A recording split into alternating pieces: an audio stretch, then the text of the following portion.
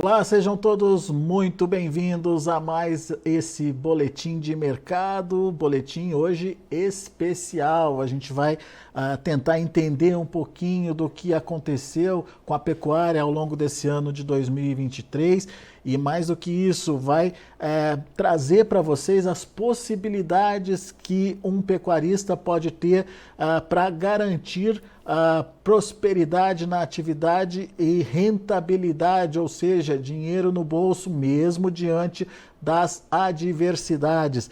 Comigo estão participando desse boletim o meu amigo Douglas Coelho, lá da Radar Investimentos. Seja bem-vindo, Douglas. Bom dia para você. Bom dia, meu amigo Alexandre. É sempre um prazer falar com vocês. Temos também a participação do meu amigo Marcelo Souza, médico veterinário, especialista em alimentação animal, que vai contribuir bastante para a gente entender os processos, né, de produção que podem ajudar o produtor a garantir lucratividade aí na atividade. Bom dia para você, Marcelo. Bom dia, Alex, tudo bem? Obrigado aí pelo convite. Estamos por aqui. Vamos Muito, lá. muito bom.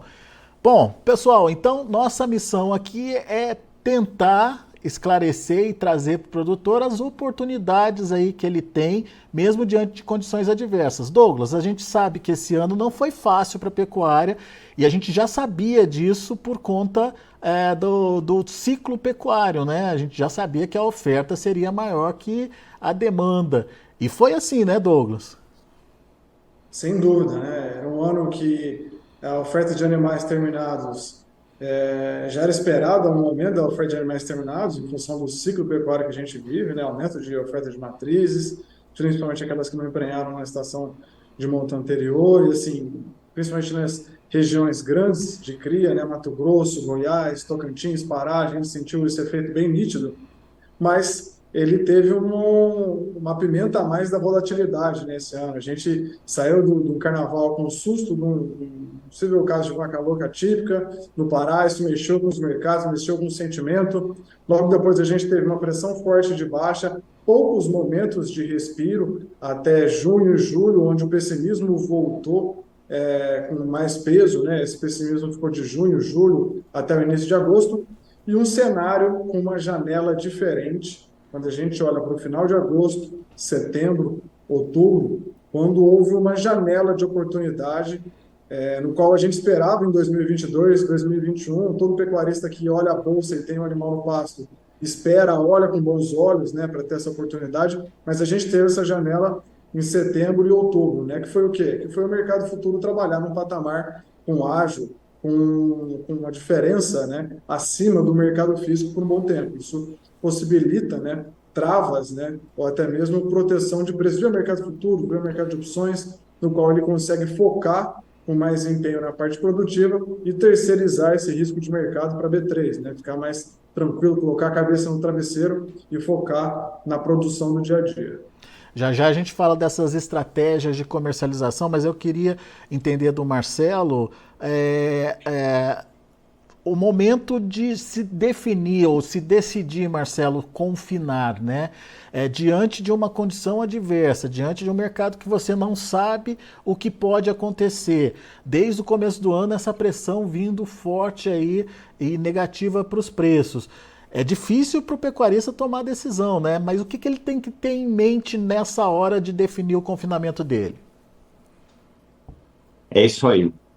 Realmente, quando o cenário está dessa forma, nessa fase do ciclo, e ainda mais com essas particularidades aí que a gente teve esse ano, o pessimismo ele toma conta. O produtor ele já passou por muitas situações difíceis no coxo e em toda a história de pecuária dele. A gente sabe que com o passar dos anos a atividade vem, existe a necessidade de transformar a atividade, fazer de modo cada vez mais profissional e o histórico realmente assusta e as informações assustam. Então, a gente separa em dois tipos, em duas situações diferentes. Primeiro, o produtor que já estava prevendo que isso ia acontecer, que lá em 2021 já começou a reduzir o estoque, já começou a vender mais na época da alta lá, né, e preparar a fazenda para receber animais, para aumentar o estoque de arrobas agora nessa janela que o Douglas acabou de dizer aí, que a gente ainda está, na parte física, a gente ainda está vivendo um pouco uma situação positiva, a gente vive uma situação positiva para repor estoque, Mas o fato é que muitas vezes os problemas que aconteceram no passado em relação a desempenho zootécnico mesmo, falando dentro da operação de engorda, dentro do confinamento, assusta muito o produtor. E muitas vezes, um cenário com arroba mais baixa também permite a aquisição de animais, reposição com uma mesma, com um deságio, vamos dizer assim, arrobas entrando mais baixas também, e a gente viveu e vive ainda cenários positivos em relação ao custo da comida. Então, a parte mais importante de tudo isso é planejar antes de fechar o animal no coxo. E aí é um pouco difícil, e a gente recomenda muito para quem está com a gente a se isolar um pouco das informações, vamos dizer assim, do pessimismo, da onda de pessimismo que vem, e a gente sabe que existe uma dificuldade, mas, de novo, a fazer o negócio de uma forma mais racional, fazendo a conta certa, considerando o preço de entrada no animal com confinamento, e sim, a possibilidade de venda pelo valor de arroba mais baixo, fazendo um cenário bem conservador na hora de fazer o planejamento da engorda, mas é claro que para que isso funcione, ter um método que entregue uma quantidade constante de nutrientes, de energia no coxo, para que esse animal tenha aquele ganho de peso planejado e seja entregue na data estabelecida. E isso ajuda demais, esse conhecimento da parte técnica de fazer a engorda, ajuda demais, por exemplo, no planejamento da data de venda desse animal, o que ajuda demais também quando esse produtor vai buscar uma opção de uma trava de mercado, por exemplo, e aí o Douglas pode falar bem mais sobre isso com muita propriedade. Ô Douglas, o Marcelo trouxe para a gente essa necessidade de estar preparado para esse momento que vai chegar, principalmente quando a gente sabe que o ciclo está virando, o ciclo está mudando. E ele citou aí a desova, né, de animais caros, começando lá atrás, fazendo um planejamento já dessa desova para quando de fato a pressão chegar, você não ter mais esses animais caros para serem colocados aí num confinamento, por exemplo. Isso é uma estratégia normal, feita já pelo produtor, ou ele ainda apanha nessa situação, hein? Sim, é claro que estratégia, quando a gente fala em comportamento e adotar estratégias, é muito peculiar de pecuarista para pecuarista, né? Mas sem dúvida, a gente vê pecuarista assim, deixando a fazenda mais pesada às vezes, ou deixando a fazenda mais leve, aproveitando mais o caixa, de acordo com a questão de juros ou não, ou de acordo com a expectativa que ele tem da arroba. Isso é bem comum. Há pecuaristas que, ó, essa janela, por exemplo, alguns pecuaristas que a gente conversa aí, que a gente tem um contato, alguns pecuaristas veem essa janela, como eu comentei, do ágil, né, do mercado futuro em relação ao mercado físico, então ele vê como uma boa oportunidade de ele comprar mais animais magros, porque ele sabe que ali na frente ele vai conseguir ter um preço de proteção, um preço de venda interessante. Então, ele aumenta a mão na compra de animais magros, sabendo que ele vai ter um preço final ali mais contido, ele consegue colocar um lucro naquele animal. O contrário também é verdadeiro. Quando o mercado futuro está para baixo, há um pessimismo também, ou uma expectativa de virada de ciclo, vou deixar a fazenda um pouco mais leve, um pouco mais comedido, olhar um pouco mais para o caixa. Isso é bem comum, sim. E me ajuda a entender que tipo de estratégias, ou enfim, que tipo de olhar o produtor tem que ter, ou qual é o momento para se pensar em fazer essa proteção, esse planejamento, Douglas? Perfeito. Essa pergunta é muito comum e a gente responde quase que diariamente com o maior prazer. Acho que essa questão do comportamento, saber o timing, o momento, isso gera muito valor para o pecuarista também, né? Basicamente, existem duas formas de proteger a venda dos animais: ou vender mercado futuro ou comprar um seguro de preço mínimo, que no jargão do mercado é chamado de put, né? Para quem está começando a olhar para essas ferramentas de proteção de preço, não tem tanta familiaridade com essas ferramentas, talvez o ideal seja olhar com mais afinco para o seguro de preço mínimo, né? E olhando para o seguro de preço mínimo, são três variáveis que mexem, né, com essa precificação dela. Primeiro, é o patamar do mercado futuro, né? O preço do mercado futuro, a volatilidade e o tempo. A volatilidade, ela está ok, ela geralmente atrapalha em momentos de crises ou de grandes incertezas, como pandemia, Joesley Day, uma vaca louca típica, isso pode atrapalhar. Caso contrário, essa volatilidade vai estar do lado do produtor. Então, sobram dois dois pontos para a gente olhar: preço do mercado futuro e tempo até o vencimento. Preço do mercado futuro, quanto mais alto o mercado futuro, melhor seria essa compra de seguro de preço mínimo, porque ele vai pagar menos para proteger um patamar também elevado, né? Então, a gente orienta os nossos pecuaristas, os nossos clientes a sempre comprarem esse seguro de preço mínimo quando o mercado futuro tem alta, quando existe uma euforia, né? No nosso caso, como a gente comentou, quando existia um ágio entre o mercado futuro e o mercado físico. Há algumas semanas, o mercado futuro estava cerca de 15, 20, R$ 10 acima do mercado físico. Então, uma ótima oportunidade para você comprar um seguro de preço mínimo, pagando pouco e protegendo bem. E Boa. terceiro é o tempo até o vencimento.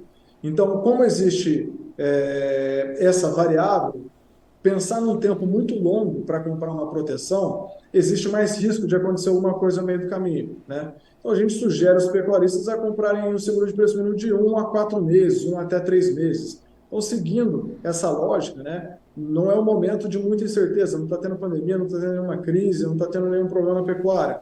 O mercado futuro tem alta, estou vendo o mercado futuro em alta, muitas vezes até acima do mercado físico. E o tempo que eu vou abater esses animais é entre 1 a 4 meses. Eu sei que vou abater esses animais até 4 meses. Então, esses 3 pontos, né, fazem um bom momento para comprar um seguro de preço mínimo. Então, olhando esses 3 pontos, o pecuarista consegue ter mais certeza, mais assertividade na hora de proteger os seus animais via B3. Legal. Marcelo, essa que o Douglas trouxe para a gente é a proteção, é a fórmula para você garantir que você vai ter um lucro aí na sua propriedade ou no seu confinamento. Mas do lado do custo de produção, quanto mais barato, melhor, ou o produtor ele peca nesse detalhe, né? Às vezes economizar não faz tanto sentido ali naquele momento, mesmo diante de um preço que ainda não agrada a ele. O que ele tem que fazer? Como é que ele traça a estratégia dele e monta essa eficiência, digamos, do resultado produtivo do confinamento?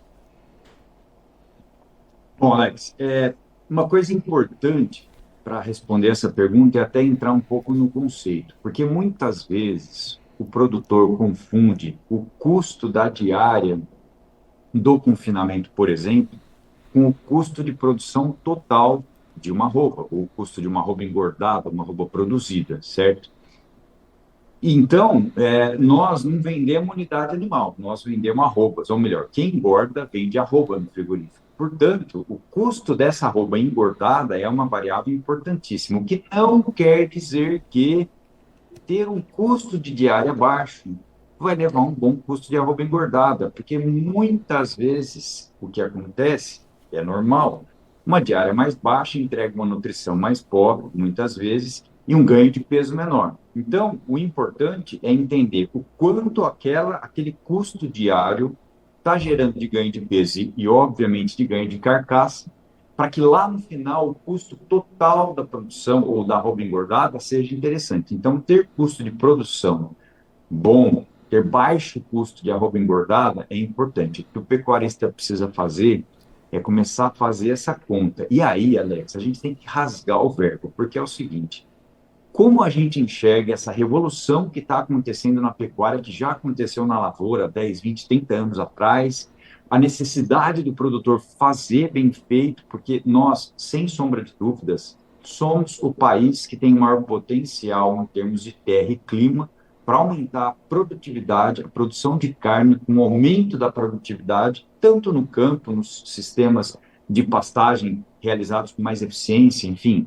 quanto no confinamento. Então, nós temos essa vocação natural, porém, o produtor que não conhecer o custo de produção e não trabalhar com esses mecanismos de trava, de put, por exemplo, que o Douglas trouxe aqui hoje, fica ainda atuando de uma forma que está deixando a desejar uma profissionalização da atividade. Então, é muito importante que o cara decida, ou ele quer continuar, ele vai sair, o mercado vai tirar ele, ele tem que fazer. Ele tem que procurar entender, começar devagar, principalmente a parte de bolsa, que assusta um pouco, tem que começar a entender, tem que entrar no jogo, tem que fazer. A gente sabe, por exemplo, que na soja isso já é realidade para a grande maioria dos produtores. E no boi ainda é uma coisa nova. Mas se a gente olhar o mercado americano, se a gente for lá nos Estados Unidos dar uma olhada como é que acontece lá, então já é uma outra realidade, todo mundo faz.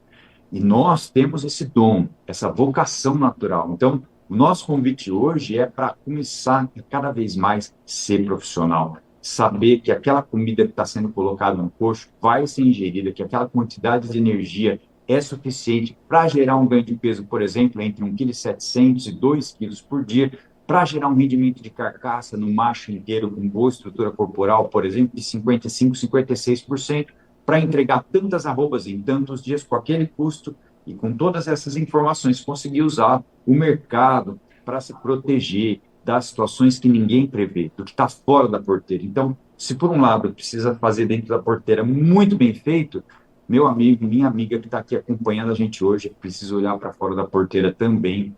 E essa parte que o Douglas bem colocou, por exemplo, do seguro de preço, é fundamental. Não dá mais para trabalhar sem considerar esse tipo de proteção. Tá, mas por exemplo, como é que eu defino a minha estratégia de engorda desse animal mesmo, né? O que eu tenho que olhar? Quais são os fatores que vão garantir isso que você falou, né? Uma regularidade no ganho de peso, um peso já padronizado de ganho aí até o final até chegar a hora do abate, enfim. Como é que eu começo esse processo, Marcelo? Bom, Alex, a primeira parte é o planejamento. Então, se eu tenho vontade de engordar um lote de vaca, eu tenho que saber por quanto eu venderia esse lote de vaca magra, por exemplo, que eu poderia fazer caixa vendendo a vaca magra. Então, fazer uma conta, entender quanto isso vai me dar de lucro no final, comparar. Ou um lote de macho que eu vou comprar, uma bezerra, enfim. A primeira parte é o planejamento. Depois vem a parte da adaptação dos animais. Muita gente já sabe como fazer isso, já é certo, em muitas operações grandes de engorda. Porém, nem todo mundo entende a importância de fazer uma adaptação bem feita de um animal que era ruminante e evoluiu durante bilhões de anos aí para digerir capim, e agora a gente converte esse animal num grande digestor de grãos, ou seja, num animal que digere bem grãos, que processa bem grãos, como, por exemplo, o milho. Então, a adaptação é importantíssima. E quando eu falo em adaptação, considerando a mudança de dieta e considerando a mudança de ambiente desse animal, que ele vai para um confinamento. Depois, quando a gente fala de dieta, ou seja, o animal está bem adaptado, ele precisa receber uma dieta, ou idealmente ele pode ou deveria receber uma dieta rica em alimentos concentrados, onde vai haver uma maior conversão de energia metabolizável em carne e gordura, ou seja, produção de carcaça, e que seja possível de ser entregue. Essa dieta precisa ser possível de ser entregue de uma forma fácil todo santo dia, porque a gente sabe que numa fazenda, principalmente que não é só um confinamento, mas é uma fazenda, por exemplo, de cria ou de recria, e que está começando a fazer engorda, porque sabe que precisa ter um faturamento mensal, trimestral, bimestral, ou seja, enxergou a necessidade de aumentar a frequência de receita, de faturamento durante o ano. Então, é uma fazenda que tem outras atividades, mas que vai engordar, que tem funcionários que fazem muitas coisas, mas que a partir de agora podem também e vão fazer o trato no coxo. Então, o sistema precisa ser simples. E simples o suficiente para evitar erros, para que aquela dieta que foi planejada seja entregue no coxo e seja consumida, que é uma outra questão também. Então, a estabilidade desse tipo de dieta que é colocado no coxo, que não varia, favorece ao resultado final. O manejo de coxo, que é o dia a dia do confinamento, quanto mais simples o sistema de dieta, o sistema de engorda for, na verdade, mais fácil esse manejo de coxo. E aí existem algumas otimizações, como, por exemplo, a gente já sabe que existe a necessidade de trabalhar um pouco o combate de algumas toxinas que naturalmente estão presentes nos alimentos, muitas vezes em níveis baixos, mas que levam a um ganho de peso menor, a uma eficiência nutricional menor naquele tipo de animal, ou melhor, em qualquer tipo de animal. Então, quando a gente junta adaptação, uma dieta forte, que não varia, que não tem variação de matéria seca, que não tem variação, por exemplo, na qualidade daquele alimento que está sendo fornecido, com um manejo simples de fazer, otimizando tudo isso, então, esse resultado que foi proposto vai ser atingido, ou seja, tem uma possibilidade muito grande de ser atingido fazendo a coisa no capricho, bem feita, todo dia, de uma forma simples. E com isso a gente garante, então, esse resultado zootécnico e dá essa possibilidade do produtor poder, sim, olhar para fora da porteira e trabalhar com o mercado com mais segurança, com mais tranquilidade. Ô Douglas, o que o Marcelo prega aqui, o que a gente absorve aqui, é que uma regularidade na produção é fundamental aí para que você tenha bons resultados também na hora da sua venda. Mas o mercado é muito volátil. E a questão das ferramentas de proteção, como você bem colocou, acabam sendo figuras fundamentais aí para que o produtor garanta pelo menos a margem positiva aí da atividade. Esse ano, o mercado deu essa oportunidade? Quais foram os momentos que você destacaria aí que o mercado girou bem, trazendo oportunidade aí para o produtor? Sem dúvida. Esse ano, quando a gente olha para o segundo semestre, ele foi até mais feliz quando a gente compara com o segundo semestre de 2022 e 2021. Quando a gente olha o 21 ou 22, de junho para frente foi uma escadinha de baixa, assim. Então, a gente tinha o futuro abaixo do físico, e isso dificultava o pecuarista em fazer boas travas, comprar bons seguros de preço mínimo.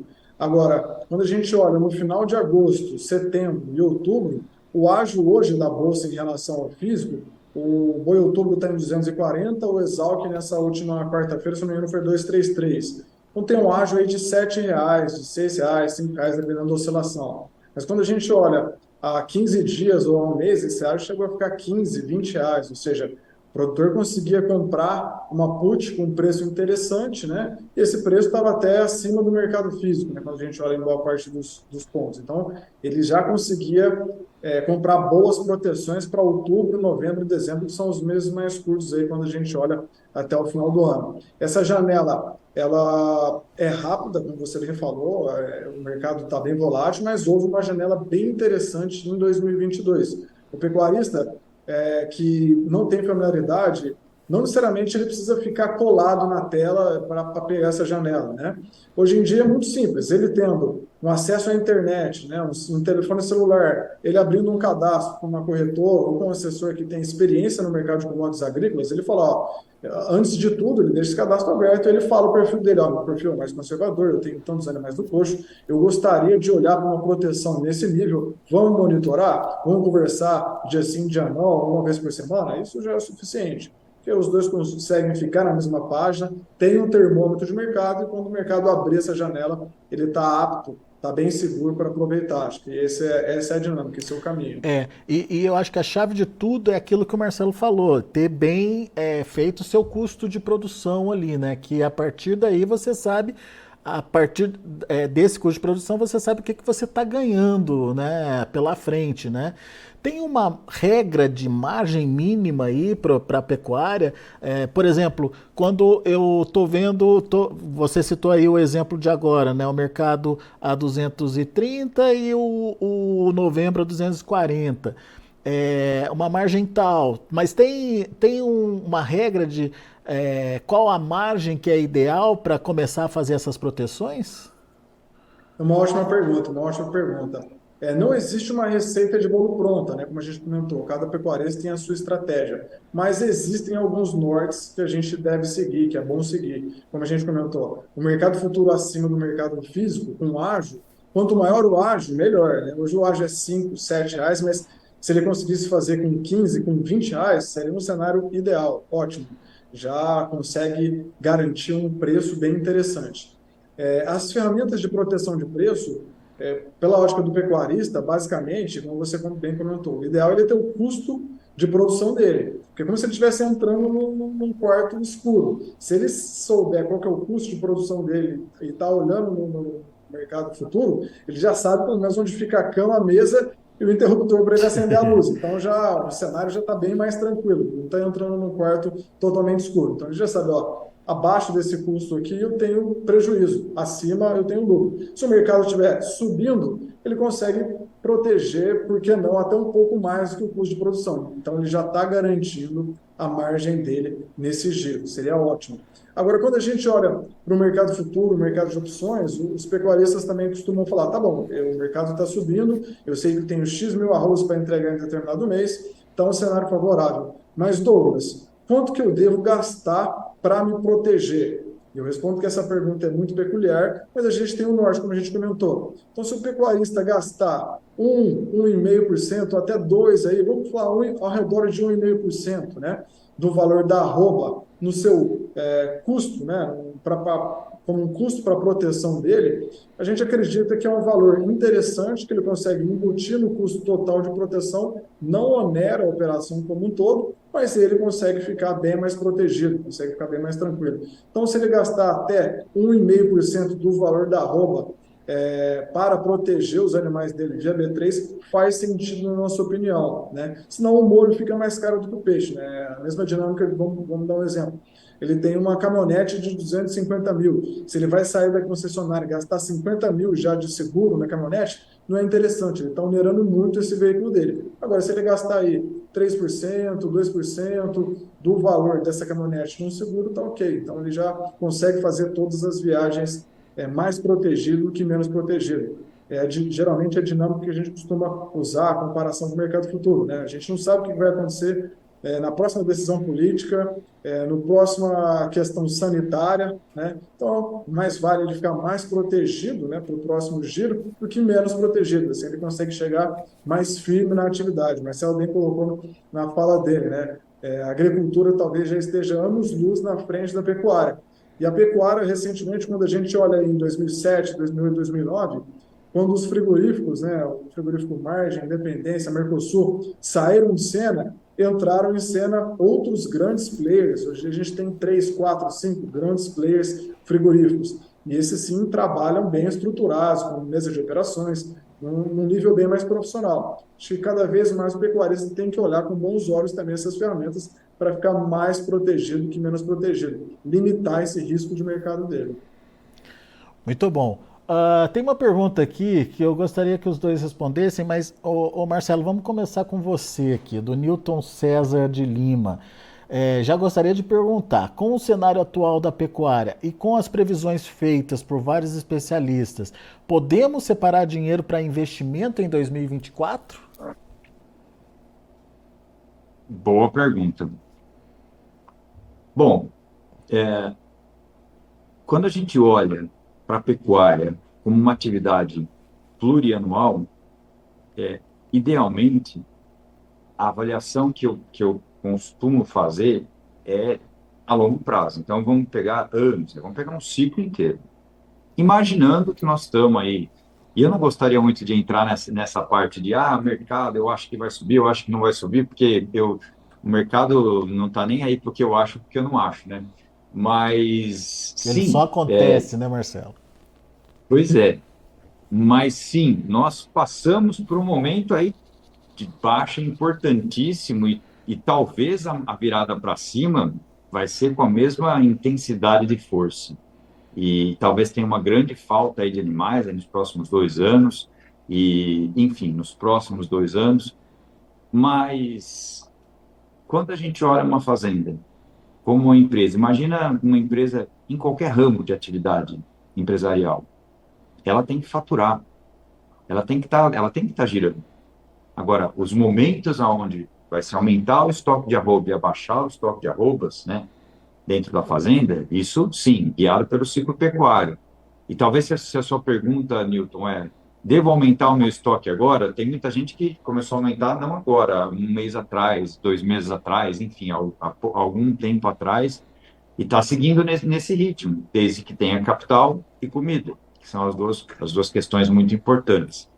E falando de confinamento em tudo isso, sempre que nós temos uma situação de insumos, por exemplo, né, que insumos bons, como por exemplo o milho, no preço que tá girando nas principais praças aí do Brasil, isso nos dá uma oportunidade muito importante de fazer caixa com confinamento. Só resta saber qual é a categoria que você já tem na propriedade, que vai entregar o melhor resultado, para que você alivie um pouco essa propriedade, se for necessário, Ou qual é a oportunidade que você tem no mercado de trazer animais para dentro para fazer caixa, e esse caixa, por exemplo, vai ser usado dentro da propriedade nos próximos 2 anos para aumentar o seu estoque de arroba. Não sei se era isso que você perguntou, mas enfim, passo a bola para o Douglas aí também.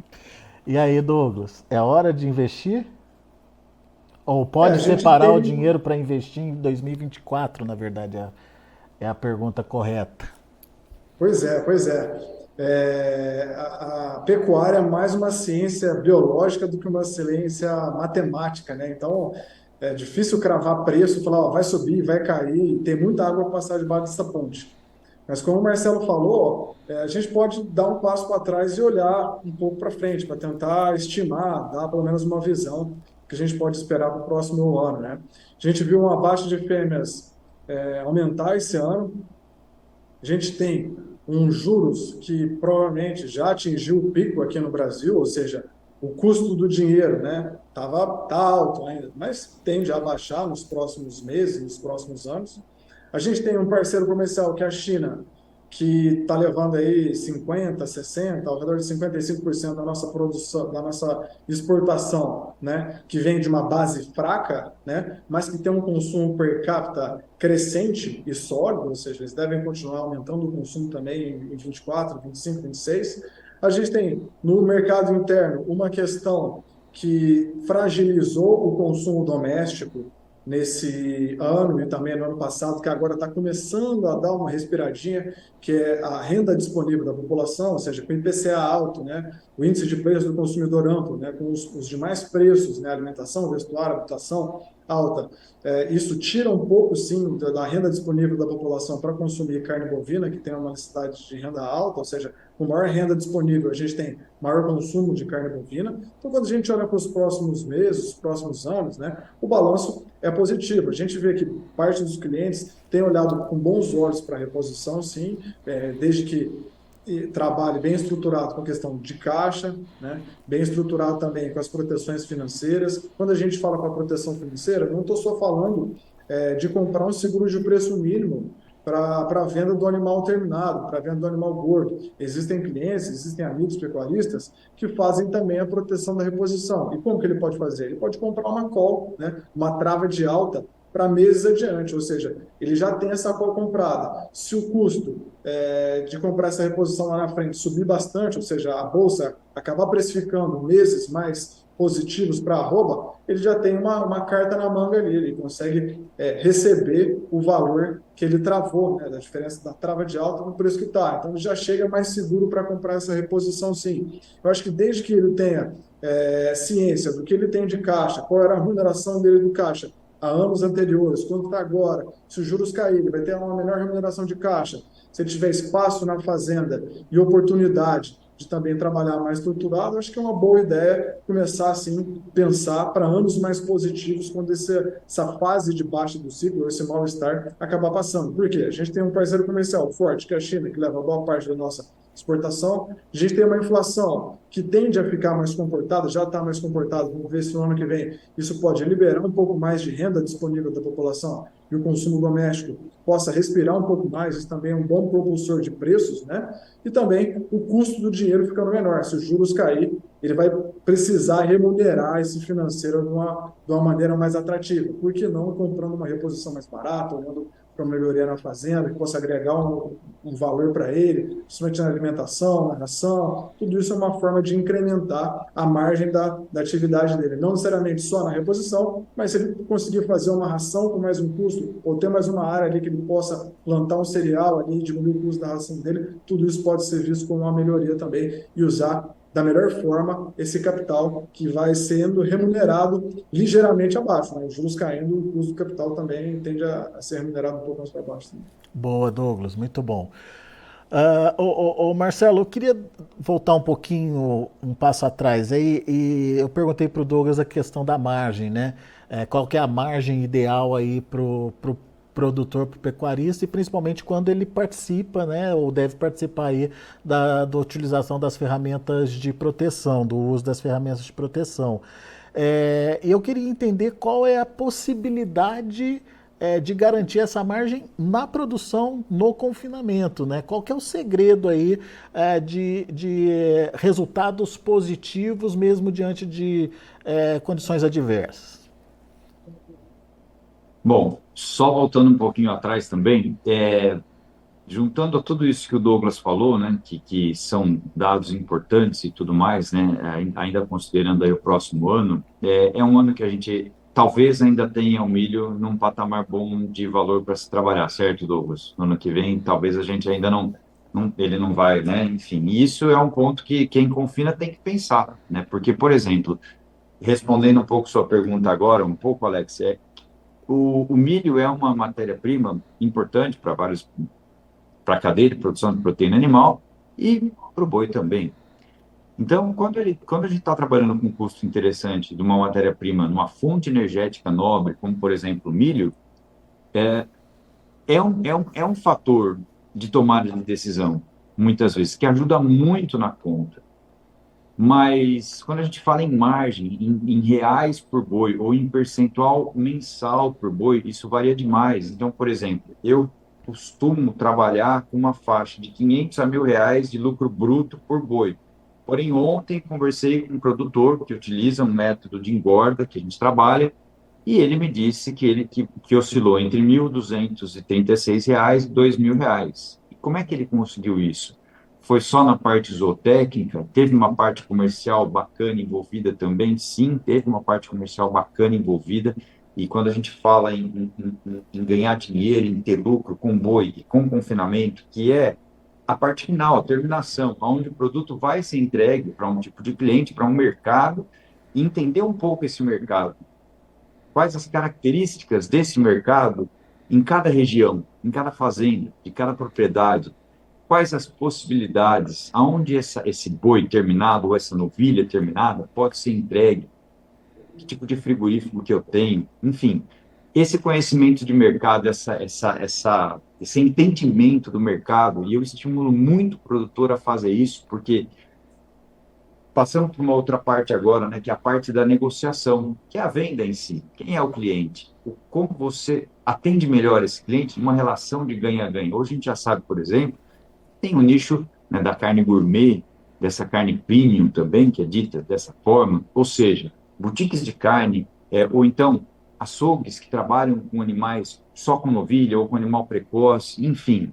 Nós temos oportunidades de venda desse gado terminado por um valor acima, por exemplo, da arroba do boi gordo, de acordo com o tipo de carcaça, ou seja, de acordo com o produto que está sendo entregue, que está sendo disponibilizado ali para aquele mercado. Então, um segredo importante é saber produzir uma carcaça boa hoje em dia.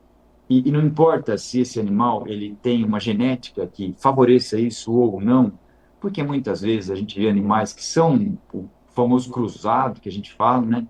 Zebu holandês, por exemplo, em regiões onde esse animal tem mercado para ele, um animal que não tem valor, é magro ou na propriedade e que gordo vira carne. E uma carcaça que, de acordo com aquele potencial genético, foi bem produzida para uma dieta que era forte, que foi entregue de uma forma mais simples e constante, e aí, lá no final, uma carcaça de um animal que não é um cruzamento Angus, mas um animal que tem uma carcaça bem produzida. E esse é o segredo que eu digo hoje, saber produzir essa carcaça com um bom custo-benefício e um produto melhor que o que está sendo entregue na região. Porque se é uma região que todo mundo abate boi cruzado, e o seu boi cruzado é mais bem acabado, ele vai ser melhor que o que está na região. Então, e se é uma região que só tem novilha Angus, e essa novilha Angus conseguir chegar com uma carcaça bem acabada, com custo-benefício legal, ou seja, ela é uma carcaça que é bem acabada, e além disso, o custo, o valor, né, da arroba engordada dessa novilha foi bem trabalhado, então ela vai entregar um lucro maior. E aí existe, então, essa necessidade de entender que cada vez melhor o produtor tem que saber, Alex, produzir carcaça de qualidade. E essa união de produção de carcaça de qualidade com estratégia de comercialização é que garante esse sucesso ou esse patamar que você citou aí, Marcelo, de 500 a R$ 1.000, certo? que citei de 500 a 1.000 e citei aqui de Até 2.000. 1.236 a R$ 2.000, mais recente, que a gente teve aí ontem uma conversa com um produtor lá do Rio Grande do Sul. Quem sabe em breve a gente traz ele aí em algum canal para a gente conversar um pouquinho sobre isso. Isso é música para os nossos ouvidos, né, Douglas? Afinal de contas, tem produtor aí brigando para conseguir R$ 100 de lucro aí por animal, né? Sem dúvida, sem dúvida. Essa é uma união que gera valor, né? Acho que cada vez mais o pecuarista, ele sempre olha com bons olhos para essa questão de sanidade, a questão da engorda dos animais, da nutrição, mas olhar muito isso e esquecer da parte de comercialização é como se fosse nadar, nadar, nadar e morrer na praia. Então, unir esses bons olhos para nutrição, os bons olhos para sanidade e também ficar atento na comercialização é juntar o útil com o agradável. Muito bom. Senhores, agradeço muito a disponibilidade de ambos aqui para nos ajudar a entender, enfim, a compreender qual que é o segredo, né, de um confinamento ou de uma produção rentável aí pro produtor, mesmo diante de condições adversas. Gostaria agora de fazer um convite para vocês que estão nos ouvindo. Semana que vem tem uma série de participações aí. O Marcelo vai estar realizando ao vivo aí nos dias 16, entre 16 e 19, né, Marcelo? Explica melhor para a gente aí. São lives? É isso aí. Entre o dia 16 e o dia 19 é o meu evento ao vivo, é o Conf Show, aonde o produtor participa. É um evento gratuito, transmitido ao vivo, direto dos nossos estúdios aqui de Bauru. Bauru, cidade sem limites, né? São Paulo, estado de São Paulo, né? Conhecida aí pela alcunha. E vai ser ao vivo, vai ser às 20h15, dia 16, dia 17, dia 19. Quarta-feira a gente pula, porque é para dar uma descansada, tem gente que gosta de futebol, enfim. Então, dia 16, dia 17 e dia 19 ao vivo, eu vou falar principalmente como começar, né? Como fazer essa conta para começar, como fazer esse planejamento inicial e mostrar que é possível, sim, ter esse lucro de 500 a R$ 1.000 por cabeça com um sistema de engorda mais simples que o convencional. Boa. Então fica o convite e quem quiser já se inscrever para essas aulas, são aulas gratuitas aí, você pode optar pelos links que estão disponíveis aí para você. No chat tem o link já disponível, que basta clicar ali em engordamais.com.br, você já se inscreve para participar dessas lives e na descrição do vídeo também tem esse mesmo link para que você, isso na página do Notícias Agrícolas, para que você possa também já fazer a sua inscrição e participar com a gente dessa semana aí de aprendizado. Ao meu amigo Douglas Coelho, meu muito obrigado, viu, Douglas, por nos ajudar a trazer esse cenário de oportunidades aí pro produtor e principalmente esclarecer e explicar melhor para a gente as oportunidades que ele tem com as ferramentas aí de proteção de preços. Volte sempre, Douglas. Eu que agradeço mais uma vez pela oportunidade de mostrar um pouco do trabalho aqui da Radar Investimentos. Foi um prazer falar com vocês, dois pesos pesados da pecuária. E é isso aí, se vocês precisarem, a gente tá em casa. Um forte abraço. Olha aqui, tem um comentário que acabou de aparecer aqui do Rony Dantas, que ele diz que faz ciclo completo e o resultado dele foi ótimo, R$ 1.000 aí de prejuízo. Então, Rony, fica o convite para você conhecer e entender um pouquinho mais das estratégias que podem ser adotadas aí, principalmente para evitar que prejuízos aconteçam, né, Marcelo?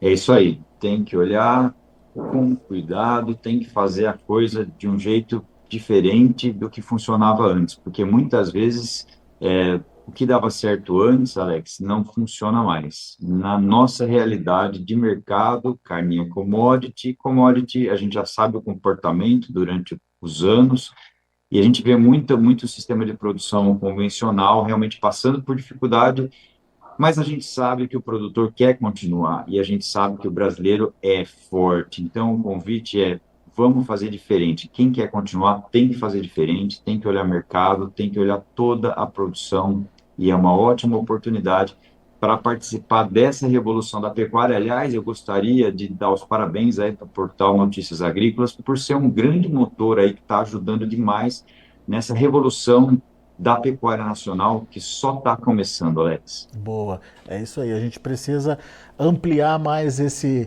assunto para que mais pecuaristas possam entender essa mudança que está acontecendo, mais do que entender, participar dela para não ficar para trás. Meu amigo Douglas, meu amigo Marcelo, muito obrigado aos dois pela participação. Voltem sempre, é sempre bom ouvi-los. Grande abraço, até a próxima. Abraço. Valeu. Tá aí um pouquinho, uma aula, na verdade, do que fazer ou de como fazer uma atividade ser lucrativa. Obviamente, dá trabalho, é preciso atenção, é preciso planejamento, mas no final das contas nada melhor do que encerrar o ano, encerrar o seu compromisso ali, a sua atividade ali com resultados positivos, mesmo diante de cenários bastante adversos aí como foi esse ano. Fica a dica para você participar e para participar também na semana que vem, entre os dias 16 e 19 de outubro, portanto, dessa sequência de aulas gratuitas aí, trazidas pelo Marcelo Souza, 100% gratuito, mas precisa só se inscrever para poder ter acesso aí às aulas. Uma primeira aula que acontece no dia 16, a segunda no dia 17 e a terceira aula no dia 19. Para fazer a inscrição, tá ali o link para que você possa se inscrever, tanto para você que está no chat do YouTube, quanto para você que está na home do Notícias Agrícolas. Tá o link, clica lá e a gente vai deixar esse link disponível também na hora que o material ficar on demand, para que você possa assistir no momento que você quiser. Combinado? Vamos aos preços rapidamente, como estão as negociações lá na B3, Mercado Futuro em São Paulo. Outubro está caindo 0,06% a R$ 241,45. Novembro, R$ 243,00, alta de 0,16%. Dezembro, R$ 244,00, alta de 0,12%. Janeiro, R$ 244,00 também, alta de 0,83%. Indicador CPE caiu 2% aí no último dia 11, né, antes do feriado, a R$ 233,05. São os números do mercado, a gente fica por aqui, agradeço muito a sua atenção e audiência.